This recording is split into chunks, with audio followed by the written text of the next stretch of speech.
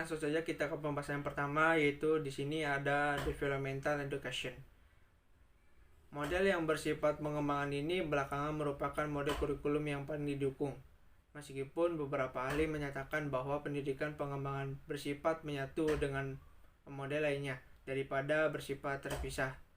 Filsafat dari model ini lebih sering digambarkan dengan ekspresi populer, yaitu pendidikan melalui jasmani, dan programnya dicirikan oleh kegiatan-kegiatan fisik yang digunakan untuk menyumbang pada perkembangan total individu baik secara fisikal, sosial, emosional, dan intelektual.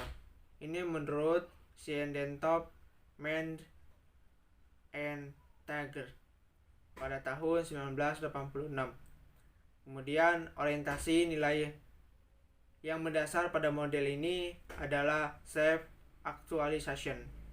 Nah, guru penjas sebagai ahli perkembangan bertanggung jawab untuk memilih dan menentukan rangkaian tugas belajar yang didasarkan pada temuan peneliti yang memaparkan pola-pola perkembangan anak dan minat anak serta kemampuan motoriknya.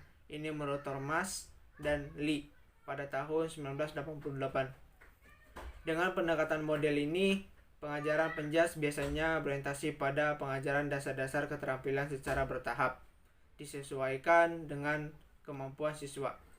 Nah, adapun di sini kritik terhadap model ini yaitu tentang pertanyaan, apakah program pendidikan jasmani dapat menghasilkan tujuan perkembangan yang luas, sementara pada saat yang sama harus memberikan tempat pada pengajaran yang terindividualisasi. Nah, ini menurut Jawed and Bain pada tahun 1985. Tampaknya terhadap asumsi bahwa partisipasi dalam olahraga dan permainan akan berdampak pada hasil perkembangan yang luas, meskipun hasil-hasil tersebut belum teruji secara empirik. Kemudian, lihat dari isi programnya yang mengandalkan program multi-aktif atau multi-aktivitas. Nah, diasumsikan bahwa program ini mencoba mengantarkan siswa pada sebanyak mungkin aktivitas dengan harapan mampu menumbuhkan minat siswa yang dibawanya sepanjang hidupnya. Ini menurut Siedentop, Mann, dan Tager pada tahun 1986. Oke, selanjutnya kita akan bahas mengenai movement education. Model pendidikan gerak memiliki banyak dampak yang luas di kalangan sekolah dasar dan bergantung pada prioritas guru. Model ini menekankan beberapa kombinasi orientasi nilai dari disciplinary master atau menekankan pada pembelajaran tentang gerak, learning process, atau menentukan pada pembelajaran bagaimana bergerak, dan self actualization atau bagaimana menekankan pada faktor anak itu sendiri.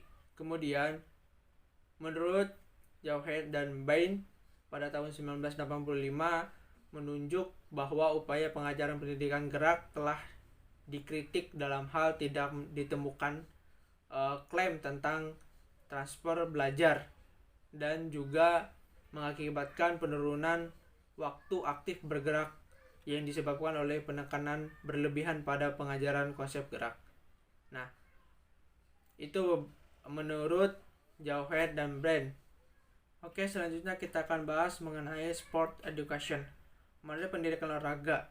Sebelumnya disebut model bermain atau play education, memandang olahraga sebagai sesuatu yang bernilai secara intrinsik dan dapat dimasuki secara sukarela. Ini menurut Jawed and Bain pada tahun 1985. Juga menurut Siedentop, Mann, and Tager pada tahun 1986, nomor halaman buku 185. Perintis dan pendukung dari model ini menyatakan bahwa tujuan utama dari model pendidikan olahraga adalah membantu siswa menjadi pemain yang terampil dan bersifat sportif. Dengan penggunaan model ini, pendidikan jasmani dikonseptualisasikan dan diimplementasikan dengan cara agar pengalaman siswa dapat menyerupai pengalaman para peserta dari program olahraga antar sekolah atau antar negara. Olahraga diartikan sebagai kompetisi yang penuh permainan dengan maksud untuk menjadikan anak terampil dan ahli dalam beberapa cabang olahraga, tanpa dikaitkan dengan tujuan lain seperti pengembangan pribadi atau kebugaran jasmani. Ini menurut Steinhardt pada tahun 1992. Dilihat dari akar orientasi nilai yang dipakainya, model ini melandaskan diri pada orientasi nilai discriminatory master dan cenderung mendekatkan materi pelajaran yang selalu meningkatkan sebagai tujuan akhirnya dibandingkan dengan program pendidikan jasmani biasa. Maka di dalamnya terdapat 6 hal yang membedakan, yaitu yang pertama, programnya melibatkan istilah musim. Contohnya musim latihan, musim pertandingan, dan musim pasca pertandingan. Sebagai penggantinya istilah unit pelajaran. Yang kedua, siswa lebih cepat menjadi anggota tim. Yang ketiga, tersedianya jadwal kompetisi formal. Yang keempat, adanya event tertinggi yang dijadikan target akhir. Yang kelima, adanya berbagai catatan prestasi didokumentasikan dan dipublikasikan di lingkungan sekolah. Dan yang keenam, yang terakhir, siswa memainkan peranan yang berbeda sebagai pelatih, kapten, regu, wasit, pencatat nilai, dan lain sebagainya. Oke, selanjutnya kita akan bahas mengenai personal meaning. Nah, model kurikulum personal meaning ini memastikan bahwa agar pengalaman siswa bersifat mendidik, maka pengalaman itu harus mempunyai makna dan keberartian untuk seseorang individual. N. Javed adalah pendukung dan pengembang dari model ini, serta menyatakan bahwa peranan pendidik adalah menganalisis sumber-sumber potensi dari 26 berbagai makna untuk menyediakan sebanyak mungkin kesempatan dan respon secara positif terhadap pencarian individu yang berkenaan dengan makna itu. Ini dikutip oleh Steinhardt pada tahun 1992, nomor halaman buku 969. Model ini didasarkan pada orientasi nilai ecological interaction dan learning process. Untuk menerapkan model ini diperlukan purpose, process, curriculum, platform atau PPCF, suatu kerangka kerja teoritis yang memasukkan dua dimensi ke dalamnya, yaitu dimensi tujuan dan dimensi proses. Dimensi tujuan berperan sebagai petunjuk bagi para perencana untuk memutuskan hakikat dan ruang lingkup isi kurikulum tersebut. Dimensi tujuan ini meliputi 22 pernyataan tujuan yang menampilkan motif dan maksud siswa untuk mengikuti kegiatan gerak tersebut, sehingga dapat dilihat dari sebagai tujuan dari pendidikan jasmani secara keseluruhan. Sedangkan dimensi proses berperan sebagai pola klasifikasi untuk mengidentifikasikan keseluruhan proses pembelajaran gerak tersebut. Oke, selanjutnya kita akan bahas mengenai health related physical fitness.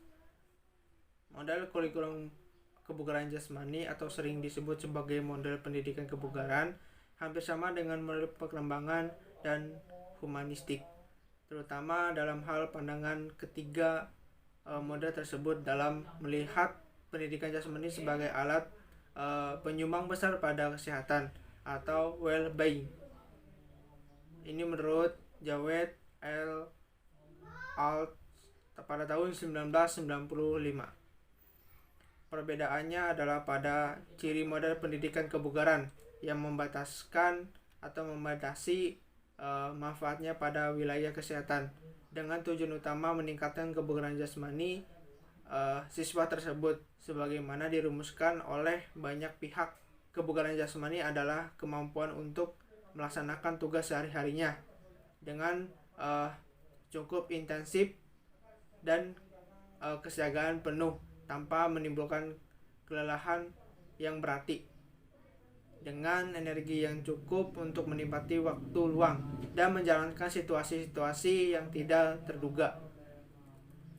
Kemudian banyak pihak membedakan aspek kebugaran jasmani dalam dua hal jenis kebugaran, yaitu kebugaran yang dikaitkan dengan fisik semata-mata atau physical fitness, yang di dalamnya termasuk kebugaran sistem kardiovaskuler, kekuatan otot, daya tahan otot, dan kelenturan serta komposisi tubuh. Kemudian kebugaran yang berkaitan dengan kemampuan gerak motor fitness, yang memasukkan unsur-unsur seperti kecepatan, kelincahan, power, keseimbangan, koordinasi, dan waktu reaksi tersebut.